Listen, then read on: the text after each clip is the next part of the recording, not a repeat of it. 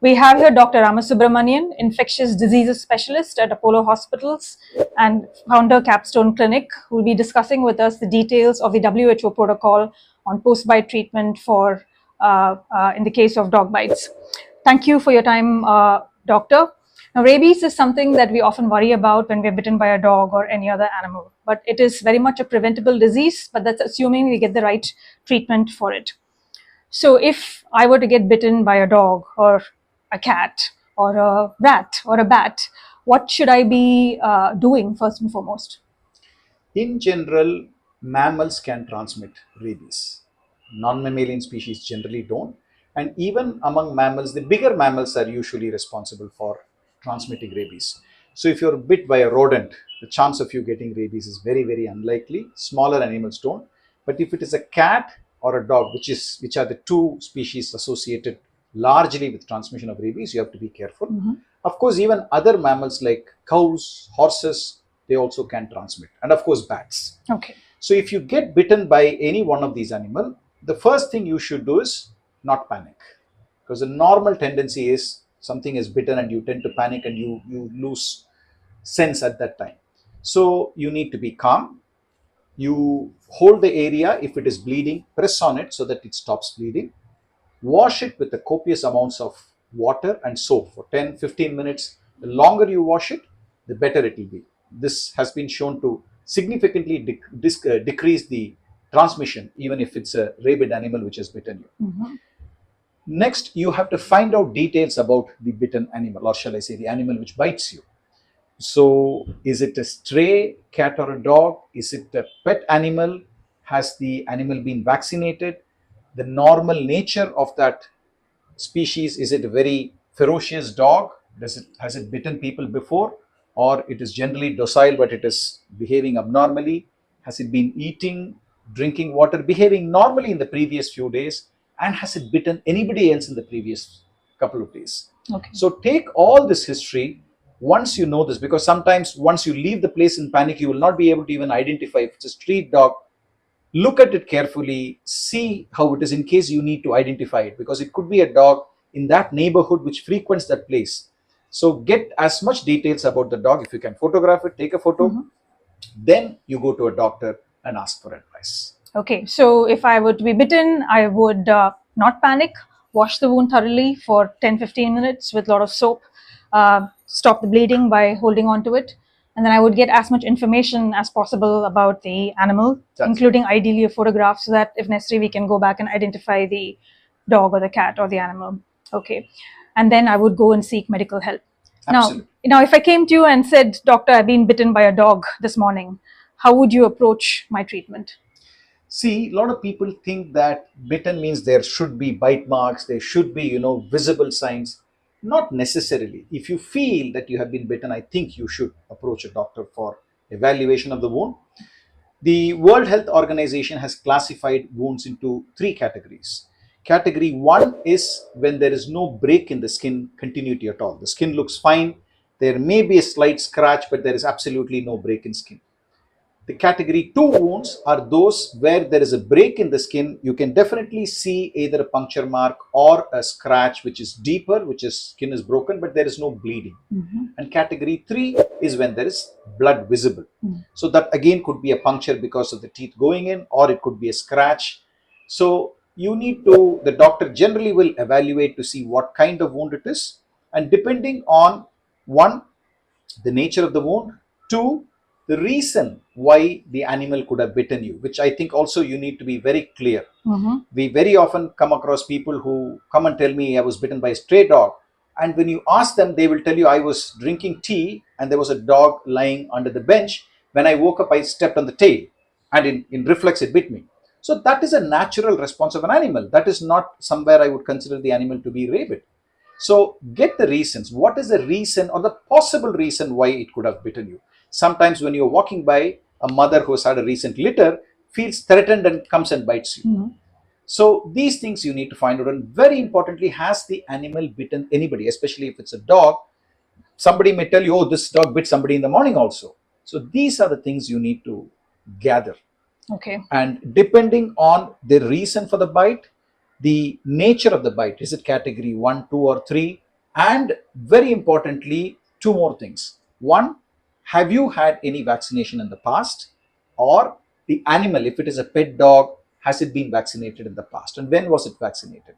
Okay. So these things you have to take into consideration to decide what treatment you need to get. Okay. So just to understand this better, if I came to you and said I was bitten by a street dog this morning, I was passing by and she was eating and I stopped to pet her and she thought I was going to get her food and I think that's why she bit me. When I asked around, people said that she hasn't bitten anybody else. She's, normally friendly and that she was vaccinated 6 months ago for rabies. In such a situation, what is the advice that you would give me? I would be careful. So if this is a dog which is in the neighborhood where you can go daily and observe it personally, or your family should go and observe it, don't go by others what they say. So if you can observe it for 10 days and in those 10 days it behaves perfectly normally, I wouldn't worry about it. Remember that if a dog or a cat develops rabies and starts behaving abnormally and bites people, in other words, it starts manifesting symptoms of rabies, it will be dead within 10 days. Okay. So dogs and cats, definitely 10 days. Bigger animals may need to be observed a little longer, maybe 2 weeks or so. Okay. But in general, once they develop rabies and start biting people in an abnormal manner, they will die within 2 weeks max. Okay. So if you can observe the dog is eating, drinking, behaving normally, not biting anybody else, feel very reassured. For a period of 10 days. Yes. Yeah. If either you can't do that, you don't know the dog, it was a stray dog which ran away and you cannot observe it, then we need to go by the reason why it bit, possible reason why it bit, and the nature of the wound, and vaccination has to be started as soon as possible. Okay. Now, there are multiple kinds of rabies vaccinations. Would you be able to explain the difference between them? When we approach a bite of an animal, there are two things. One, when an animal bites, and assuming it is rabid, it will pass the virus through its saliva into the skin. It is inoculated under the skin. Okay. And this virus starts producing toxins which travel through the nerves and reach the brain. Okay. So if you're going to approach it, you need to have antibodies in your system which will fight against the virus and also against the toxin. So if it is a very mild wound where there is probably just break in skin but there is no blood, or if there is blood, it's a deep wound but in areas where there is less of nerve supply. The usual organs where there is a high concentration of nerves is in the facial area, in the hands, and probably in the genitals. So if it is any of these three areas, you have to take it seriously. If it is, say, in my calf where there is less of nerves supplying that area, so the ability for the virus to travel through the nerves to reach the brain is much longer, only a rabies vaccine would suffice. The rabies vaccine, the Center for Disease Control, the USA, says 4 doses are enough. 0 is the day when you give the first dose, 3, 7, and the 4th dose is between 14 and 21 days. The Indian government still sticks to 5, which is 0, 3, 7, 14, and 28. I'm talking about the days. So 5 doses. If the person is immunocompromised for whatever reason, they have been post-transplant patients, they are on steroids, or for other reasons their immune system is low, 5 doses is recommended. This should only be given in the deltoid area or in the upper arm. Do not give any vaccination in the buttocks. That is to be noted. Now, in situations where it is a deep wound, or if it is in the face or any other area, or there is a strong possibility or known diagnosis of rabies in the animal, this alone would not be enough, because this stimulates the body's immune system to produce antibodies against the virus, and that takes time, about 7 days or so. So what happens to the toxins which are already inoculated into the skin can pass very rapidly. So to prevent that, you need to give anti-rabies immunoglobulin, or there is a newer preparation called monoclonal antibodies. So the immunoglobulin or the antibodies directly act against the toxins, and that has to be given at the site of the bite.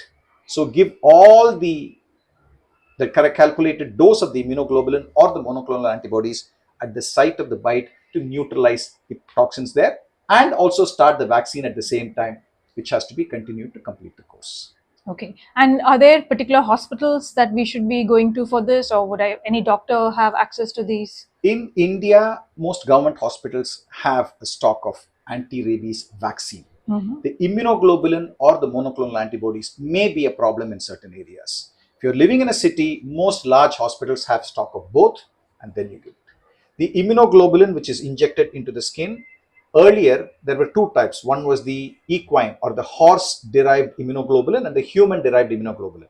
The horse derived was very inexpensive, about 3 to 5,000 rupees, whereas a human immunoglobulin used to cost almost 30,000 to 40,000 rupees. So there was a lot of problem with giving this, but now the monoclonal antibodies which have come, which neutralize the toxins, are more affordable, probably in the region of about 5,000 or 7,000 rupees. Okay. They should be available in any metro, in any large hospital, it is available. And from what I understand, any government medical center should be providing that for free. Absolutely. Yeah. They are all given free, but I said sometimes the immunoglobulin or the monoclonal antibodies may be in short supply. Okay. Yeah. Well, thank you again for your time and for explaining this so very clearly. Thank you.